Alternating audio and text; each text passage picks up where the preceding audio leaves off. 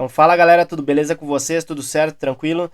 Então no vídeo de hoje eu vou estar falando aí um pouco a respeito dessa mudança, né, na doutrina nuclear da Rússia, né, que foi basicamente uma mudança nas situações em que as armas nucleares elas podem ser empregadas, né? Então a gente sabe que a primeira e última vez que elas foram utilizadas, né, foram nas cidades de Hiroshima e Nagasaki, lá na Segunda Guerra Mundial, devastando tudo, né, que via pela frente indiscriminadamente, né, alvos civis, militares. Então a gente sabe, assim, ouve falar muito em tudo que é vídeo que fala sobre esse assunto, é que elas são armas que foram feitas para não ser usadas, né? Elas são armas de dissuasão, tá? Para evitar que um país se atreva a atacar ela. Assim como o próprio armamento convencional também, muitas vezes serve de dissuasão. Como eu falei no último vídeo, que alguns parece que não entenderam lá e até fizeram alguns comentários totalmente fora de contexto, sem ter visto o vídeo até o final, né? Vídeo sobre as bases militares da OTAN aqui na América do Sul, né? Em nenhum momento naquele vídeo eu falei que o Brasil ele tinha que se armar e expulsar deles. Pelo contrário, eu falo que a ideia nunca foi essa, assim. Mas que o Brasil ele precisa, sim, se equipar e se armar como uma forma de dissuasão, né? Se fortalecer diante de um cenário que está cada vez mais perigoso. Né? E no futuro próximo, nós somos uma reserva aqui de vários recursos minerais, né? Então, o fato de nunca ter havido uma agressão direta ainda não quer dizer que ela não existe essa possibilidade, né? Até num futuro e num cenário mais distante. Até porque também uma boa parte das agressões elas foram indiretas, né? Mas falando aqui sobre a Rússia, tá? O grande problema aí que nós temos é que agora se ampliam as situações em que ela pode usar armas nucleares, né? Então ela só podia ser utilizada ou como resposta a uma outra agressão nuclear, tá? Ou como uma forma de garantir a integridade territorial do Estado. Então, se houvesse uma possibilidade de desintegração, que a unidade territorial da Rússia estivesse em risco, mais ou menos como foi na União Soviética, né? No final da União Soviética. Então, eles poderiam usar também. Eram essas duas situações em que a Rússia antes previa o uso de armas nucleares. E claro que desde o início do conflito existem ameaças de vários líderes governamentais ali da Rússia em relação ao uso de armas nucleares, né, como Dmitry Medvedev, como Peskov, como Sergei Lavrov, né, e o próprio Putin, que várias vezes falaram, né, que poderiam utilizar essas armas.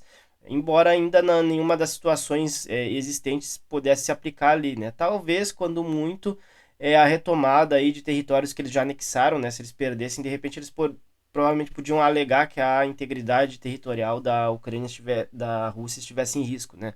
Mas agora se ampliaram ainda mais situações, porque nessa semana eles aprovaram ali que eles podem utilizar também em caso de ataques massivos de outros países nucleares, né? Contra a Rússia, tá? Então, por exemplo, assim, a Rússia ela não vai apenas utilizar armas nucleares se um país como os Estados Unidos utilizar também arma nuclear. Eles podem utilizar se os próprios Estados Unidos iniciarem um ataque convencional. Né? E o pior de tudo, a pior parte é quando eles permitem também que estados não nucleares fazem ataques à Rússia, ataques massivos, né? Especialmente de drones, força aérea, né? Apoiados por países nucleares, porque daí seria considerado um ataque coordenado, né? Que os países nucleares eles estão atacando de forma indireta. Então eles também prevêem uma resposta nuclear caso a Bielorrússia seja atacada, nos mesmos cenários previstos aí para a Rússia, né? Considerando aí como se a Bielorrússia fosse parte do território russo, né? Então atacar a Bielorrússia seria na prática equivalente a atacar a própria Rússia. Mostra a importância dessa região como um estado tampão ali para a Rússia, né? Então aí isso abre um precedente, né, para que eles possam utilizar contra a Ucrânia. Aí já acende o risco de alerta, né, não só nos países envolvidos no conflito de iniciar uma escalada nuclear, mas também de todo o mundo, né, o cidadão comum que não tem nada a ver com essa guerra e certamente seria afetado, porque a gente sabe dos riscos, né? O primeiro que apertar o botão seria o início do apocalipse, porque todos os outros também isso poderia gerar uma escalada e uma reação em cadeia de ataques nucleares, que a gente sabe que todos sairiam perdendo, né? Parafraseando a sábia Dilma Rousseff, né? Que nem quem ganhar ou perder vai realmente ganhar ou perder, né? Vai todo mundo perder. Então ela estava foi muito incompreendida naquela época, né? Essa frase dela cabe muito nessa situação aí de guerra nuclear, né? Ninguém realmente vai ganhar mesmo. É uma guerra sem vencedores, né? Uma guerra nuclear entre potências. E aí mesmo os países não envolvidos são afetados com a radiação, com a quebra das cadeias globais de produção, de comércio, né? Ia faltar coisas nas prateleiras em vários países por conta da interrupção no comércio, num cenário de apocalipse no hemisfério norte, né? E fora o inverno nuclear, que seria o efeito colateral aí no médio prazo, né? A Terra coberta por nuvens de poeira e entrando numa mini era do gelo. Então a gente tem esses riscos, né, que preocupam a todos. Só que, claro, assim, eu ouvi análises de de dois pontos de vista aqui por jornalistas, comentaristas, especialistas, né, eles comentam diversas coisas em relação a se existe o real risco da Rússia usar, né? Se com essa mudança ela vai e pode realmente usar, porque de um lado nós temos, né, aqueles que defendem que isso aí não passa de bravata, de ameaça, que é uma guerra psicológica, né? Então eles argumentam que a Rússia ela já traçou várias linhas vermelhas desde o início do conflito e como ela não tem como responder ou escalar de forma convencional, ela utiliza a ameaça nuclear como única forma de tentar ameaçar ou dissuadir a, as agressões da Ucrânia ou do apoio dos seus aliados, né, nesse conflito. Então, muita gente diz que isso aí não passa de bravata, não passa de guerra psicológica, de pressão, mas que na prática o Putin ele não vai fazer isso, né, de ser o primeiro a apertar o botão, até porque ele é uma pessoa muito estratégica, ele sabe o quanto aquilo ia ser prejudicial para ele próprio, tá? Então seria uma atitude quase que suicida, né? Um ataque kamikaze, porque ele ia derrotar os inimigos, mas ao mesmo tempo ia se explodir, né? Ser derrotado também, tá? Mas a gente também tem outra teoria, né? A teoria que alguns dizem que realmente a Rússia pode testar, porque muitas pessoas, por exemplo, achavam que a Rússia jamais invadiria a Ucrânia ali em 2022, né? Ela fez ali uma ação militar em 2014 muito discreta, né? Ali na Crimeia, que era uma região que ela praticamente já tinha um controle, já tinha uma hegemonia, uma maioria de população russa e não precisou nem se disparar tiros, né? Não teve um conflito bélico ali envolvendo a anexação da Crimeia.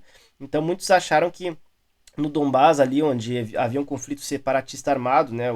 A Rússia já estava apoiando separatistas, muitos achavam que a Rússia ela não ia invadir, né? E muitos meios de comunicação replicavam essa ideia, não, isso aí não passa de bravata, de ameaça, né?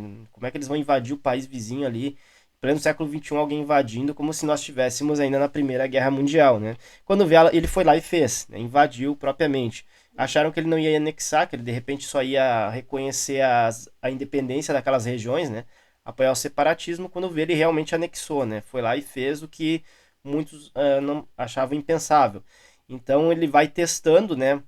Até onde ele consegue ir e vai avançando, né? Então há quem diga também o oposto, né, em relação ao uso de armas nucleares, que sim, ele pode utilizar, mesmo sendo algo impensável no momento, porque isso aí pode ser como foi a invasão em 2022. Ele vai testar, vai utilizar, esperando aí que não, duvidando de uma reação mais contundente.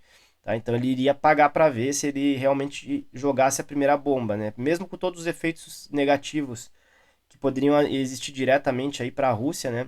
Um isolamento diplomático maior, até a radiação afetar o próprio território russo, né? Mas mesmo assim tem essa possibilidade também de que todo mundo acha impossível, ele vai lá e faz, paga para ver e aí é uma incógnita o que vem depois disso, né? Se o Ocidente ele não reage de uma forma tão contundente assim, né? Como fez no início da invasão em 2022, que não mandou tropas, deixou bem claro que não ia entrar diretamente no conflito, né? Então o Putin ele pode partir do princípio de que o Ocidente vai reagir da mesma forma, vai falar um monte de bravatas, de notas de repúdio, né? Como foi na anexação da Crimeia também, que eles só esbravejaram, mas não fizeram nada. Então tem essa possibilidade também. Tá? Então, a realidade é que com essa mudança da doutrina nuclear não tem como nós sabermos o resultado, é uma incógnita. Não podemos saber se passa de uma bravata simplesmente para assustar, amedrontar os países ocidentais, né, de se envolverem diretamente no conflito, né, de dar uma vitória mais acelerada para a Rússia, né, ou se realmente tem a possibilidade dele usar e testar aí, né, pagar para ver se vai ter uma reação mesmo, né? É uma coisa a se preocupar bastante, tá? Então, como eu já falei em outro vídeo ali do canal, né, comentando a obra de Noam Chomsky ali, né, que ele fala sobre a ameaça nuclear como uma das principais ameaças à existência humana na Terra. Então, nós não temos aí apenas o aquecimento global para nos preocuparmos, né, os problemas ambientais causados aí pela emissão de gases de efeito estufa. Nós também temos aí um risco de um conflito que pode escalar de uma forma que jogue o mundo numa espécie de apocalipse nuclear, né? Naqueles cenários de filmes de ficção. Tá? Então, como é que a gente para isso? Né? A gente precisa muito, né, de uma luta internacional em todos os países, né, pela redução do arsenal nuclear, né? E, se possível, pela extinção. É uma coisa que parece bastante utópica, né, porque nenhum país ele vai abrir mão do seu arsenal, mas isso aí é uma coisa que precisa ser construída muito no longo prazo, né? Um acordo global partindo da população de cada país nuclear, né, para que haja aí uma redução do armamento, né? A gente está tendo, ao contrário, uma corrida armamentista nuclear. Nós temos aí, por exemplo, a China mesmo buscando atualizar seu arsenal nuclear. Nós temos o risco aí de países como o Irã adquirirem bombas nucleares, já não possuem, né, secretamente, e ampliarem seus arsenais. Países que já possuem, como é o caso de Israel, Coreia do Norte, Índia, Paquistão, eles também, de repente, poderiam ampliar seu armamento, né? Os países da OTAN que são um pouco mais fracos nesse quesito, como o Reino Unido e a França, né, eles poderiam ampliar essa capacidade militar. Então, isso aí é um risco que nós temos hoje, tá?